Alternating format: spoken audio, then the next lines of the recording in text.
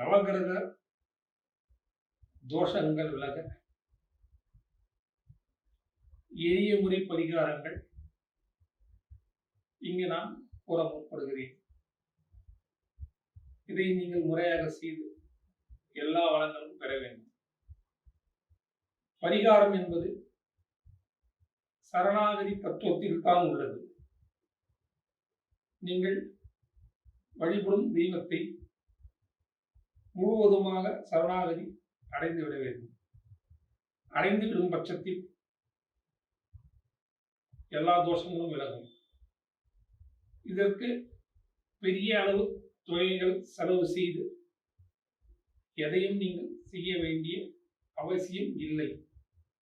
அப்படி செய்தாலும் அது முழு பலனை அளிக்குமா என்பது சந்தேகம்தான். ஏனென்றால் நாம் இப்பொழுது அனுபவிக்கும் சங்கடங்கள் முன்வினை கர்மாவால் வந்ததுதான். எனக்கு தெரிந்த வரையில் உண்மை. ஆனால் குறைத்துக் கொள்ள முடியும், கண்டிப்பாக குறைத்துக் கொள்ள முடியும். நான் கூறியிருக்கின்ற இந்த எளிய முறை பரிகாரங்கள், இது போன்ற எளிய முறை பரிகாரங்கள் நிறைய உள்ளது. அதை ஒன்றைத்தான் நான் கூறியுள்ளேன். இந்த செலவு குறையான முறையான பரிகாரத்தை நீங்கள் செய்து எல்லா வளமும் வாழ்க்கையில் பெற வேண்டும் என்று மனமாற விரும்புகிறேன். நாகதோஷ பரிகாரம். ராகுக்கு இருக்கலாம் ஏற்படும் பாதிப்புகள் குறைய ஆந்திர மாநிலம் காளஹஸ்திக்கு சென்று ருத்ராபிஷேகம் செய்யலாம். இது நல்ல பலனை அளிக்கும். இல்லை என்றால் அங்கேயே நாகதோஷ பரிகாரமும் செய்து கொள்ளலாம். இதுவும் நல்ல பலனை அளிக்கும். ஆனால் எனக்கு தெரிந்தவரை ருத்ராபிஷேகம் செய்து கொள்வது மிகச்சிறந்த பலனை அளிக்கிறது. அடுத்து திருநாகேஸ்வரம் செல்லலாம். அங்கு சென்று ராகு பகவானுக்கு அபிஷேகம் செய்துவிட்டு வரலாம். இதுவும் நல்ல பலனை அளிக்கும். மேலும் திருப்பாம்பரம் எனும் ஒரு கோயில் உள்ளது.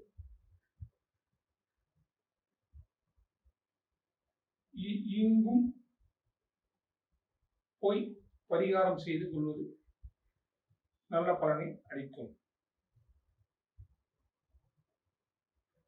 மேற்கண்ட 3 கோவில்களில் ஏதாவது ஒரு கோவிலுக்கு நீங்கள் சென்று மனமுருகி பிரார்த்தனை செய்து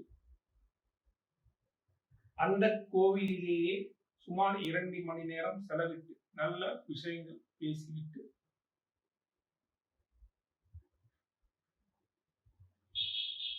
வீட்டுக்கு அருகே உள்ள சிவன் கோவிலுக்கு சென்று ராகுவால் பாதிப்பு இருந்தால் சனிக்கிழமைகளில் சென்று ராகுக்கு உரிய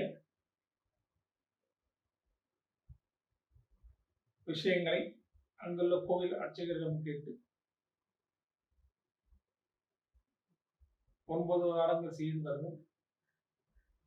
கேதுவால் பாதிப்பு ஏற்பட்டிருந்தால் செவ்வாய்க்கிழமைகளில் போய் இதே போல்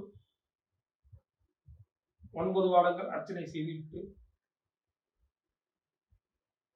வர உங்கள் வாழ்க்கையில் சங்கடங்கள் விலகி மகிழ்ச்சி துளிவிடும். நன்றி, வணக்கம்.